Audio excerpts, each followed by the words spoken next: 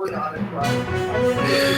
I'm back with you again. I just wanted to thank you very much for support I got on talking about John Wayne. That information came from two or three different books. And I have another book I found up in my bookcase here that's really great. And if you love history, you'll love this book. And I got a picture of it right here. The Great Bridge. I got this book some years ago at the American History Museum in Washington, D.C. So you know that pretty well anything they have there is good. Now this is talking about the Brooklyn Bridge, and we've all heard about it that you could buy it. It was sold for a few dollars, and some of this has a little bit of truth to it. And it's about expanding the bridge, or building a bridge across the East River, uh, connecting Manhattan to Brooklyn, and it really became to be the known as the Brooklyn Bridge. And it opened in 1883, 100 and some years ago, and it's still in use. It was started in 1870. The span is 1,595 and a half feet. It contracts and expands the heat like roads do, 14 to 16 inches. It has anchors. That's what the cable goes into. And we'll talk more about that. And they on each side of the bridge there'll be four cables that go into this large mass of concrete, and that's about 60 ton, 120,000 pounds to keep it from sliding back and forth. And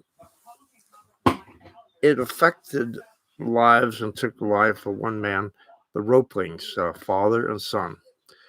Now, excuse me a second, I got a little frog in my throat this morning, but history has got history, history, and history.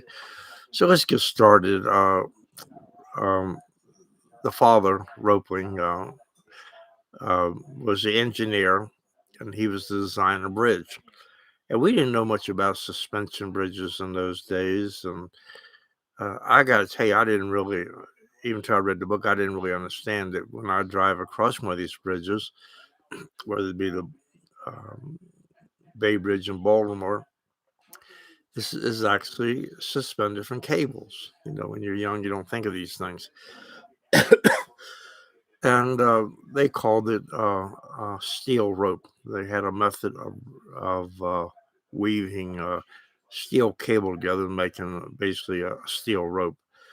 But when they were down there surveying where the bridge was going to go, um, the father slipped a little bit, and a boat came across and caught his foot between the boat and the dock or the pier. And he went into what was called a lockjaw, and he had a horrible death. He would have muscle spasms. Just looking at it in the book without visuals, it seemed almost as if uh, like he was possessed, like how The Exorcist. But anyway, they made a deal, and um, his son took it over. But during the process of doing this, they had to keep this bridge secret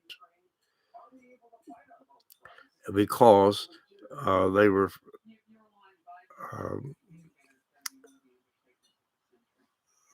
um, well, not keep it secret, but keep a low profile because of people wanting to make money out of the deal.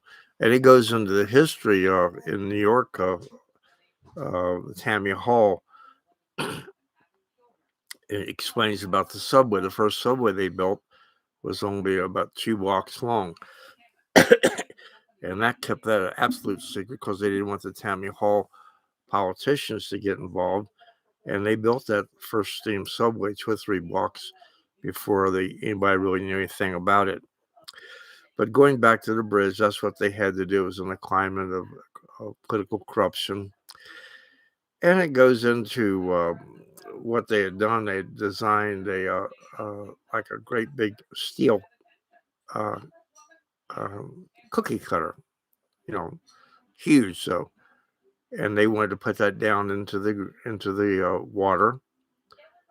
And once they got that down, they could pump air into it, and then could go down and dig it out to pour the footers for the bridge. And on one side of the river, it was pretty good. They had some problems, so because they didn't know anything about bends in those days. And a bends I used to dive is when you come up too fast, you can get air bubbles in your body stream, and if you get it in your brain, that's called air embolism. Of course, you're going to die. The correct procedure, uh, if someone gets the bends, or to prevent them from getting the bends, especially if you're working over 100 feet underwater, is to excuse me, is to take them back down to where the pressure was, and slowly bring them back to the surface. But they didn't know anything about the bends in those days, or they called it the caisson disease. They had all kinds of remedies. Bring them up quickly, give them a couple of shots of whiskey, give them chicken noodle soup, cover them up, and all that is the wrong treatment. But anyway, the on the one side of the river, the cookie cutter worked great, but on the other side is where the problem started amassing, because it was bedrock or stone at the bottom of the river.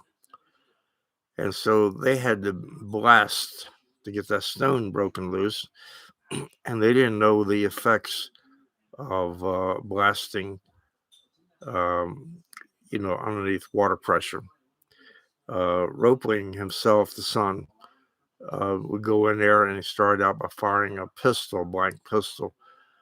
And eventually they did blast. But during one of the times that the son was down in there, he got the bends. And the bridge was well underway by then. But when he got the bends, he was pretty well immobilized, and he had to stay in the bed for pretty well the rest of his life. And just a little bit of sound could really create a lot of pain for him. And he would pretty well write down the orders, everything, and his wife would get it out to the bridge. Well, the bridge would progress, and at the same time, they were building a suspension bridge uh, down in Atlanta, or around Atlanta, Georgia.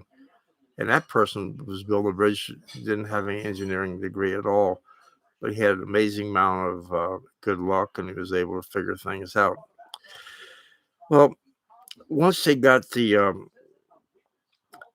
weaving the cables, and they got the cables into the anchors on both sides of the bridge, then they would have to figure out the cables, and they'd have to figure out what time of the day that they could put the cables down, because as the sun would come up, um, they would shrink or expand.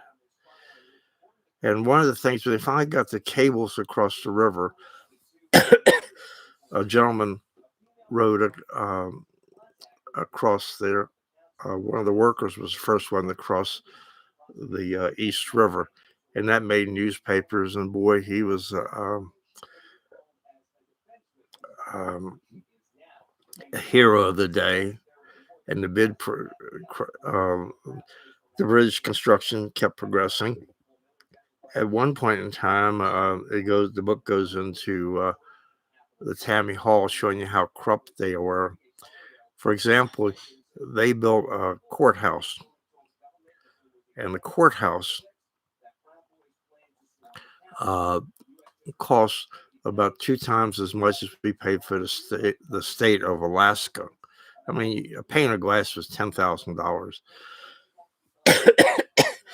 And Tammany Hall was just considered to be, the normal business life. But what really brought it to the head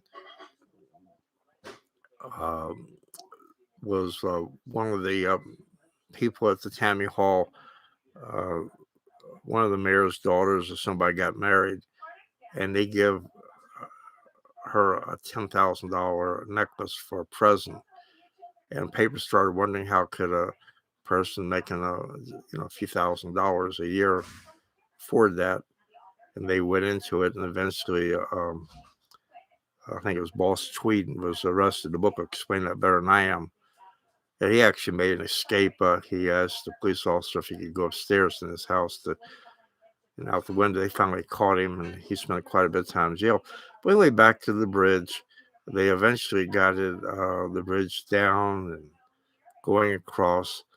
And one of the interesting things is the very first, the bridge hadn't been built in operation no more than 3 or 4 hours, and someone actually bought that bridge. And that story is a little bit complicated, and you'll find that in the book. Um, but remember, to get this book is just go in there and order the Great Bridge. I'll show you once again a picture of it that you'll be able to. In fact, I got a picture of this on YouTube, not YouTube, on Google Images, and good book written many years ago. And it shows the American know-how and our tenacity. So until next time, this is Cowboy Ron saying hello. I'm saying goodbye. I'll wake up here in a minute.